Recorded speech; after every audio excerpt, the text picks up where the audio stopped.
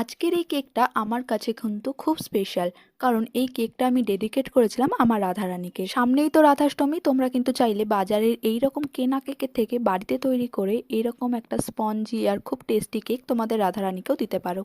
এই কেকটা করার জন্য সবার প্রথমেই দেখো একটা কাপ মেপে হাফ কাপ মতো সুজি আর পরিমাণ মতো চিনি একটা মিক্সার জারের মধ্যে দিয়ে বেশ ভালোভাবে পাউডার করে নেব। এবারে একটা বাটির মধ্যে ছোট এক বাটির তাল, হাফ কাপ মতো দুধ দিয়ে এটাকে বেশ ভালো করে মিশিয়ে নিলাম। এবারে দিয়ে দিলাম ওই গুঁড়ো করে রাখা পাউডারটা, দিয়ে বেশ ভালো করে মিশিয়ে নিয়ে দিয়ে দেবো এক কাপ মতো ময়দা। ময়দাটাকে দিয়ে এটাকে খুব ভালো করে মেশাতে হবে যাতে এর মধ্যে কোনো লাম্পস না থাকে। ময়দাটা যেন একদম স্মুথ হয়ে যায়। দেখো ঠিক যেরকম ভিডিওতে দেখানো হচ্ছে ঠিক সেই রকমই কিন্তু স্মুথ করতে হবে। এবারে এর মধ্যে দিয়ে দিচ্ছি হাফ কাপ মতো সাদা তেল, দিয়ে এটাকে বেশ ভালো করে এর সঙ্গে মিশিয়ে নিচ্ছি। এবারে ওর মধ্যে দিয়ে দিচ্ছি হাফ টি স্পুন বেকিং পাউডার আর বেকিং সোডা আর এক চিমটে মতো নুন দিয়ে এটাকে বেশ ভালোভাবে মিশিয়ে নেওয়ার পর ওর মধ্যে দিয়ে দিচ্ছি ভিজিয়ে রাখা কাজু কিশমিশ, দিয়ে এটাকেও বেশ ভালো করে মিশিয়ে নিয়ে রেখে দেবো ওই 5 মিনিটের মতো। এখানে ব্যাটারের কনসিস্টেন্সিটা তোমরা দেখতেই পারছো, খুব বেশি ঘনও না আবার খুব বেশি পাতলাও না। এবারে এখানে একটা আমরা কেক টিন নিয়ে নিয়েছি, সেটাকে তেল দিয়ে প্রথমে গ্রিস করে নিয়ে পরিমাণ মতো ময়দা দিয়ে এটাকে বেশ ভালোভাবে কোট করে নিলাম। এবারে ওই কেক টিনের সাইজ মতোই একটা পেপার আমরা কেটে রেখেছি, সেই পেপারটাকে দিয়ে ওর মধ্যে আরেকটু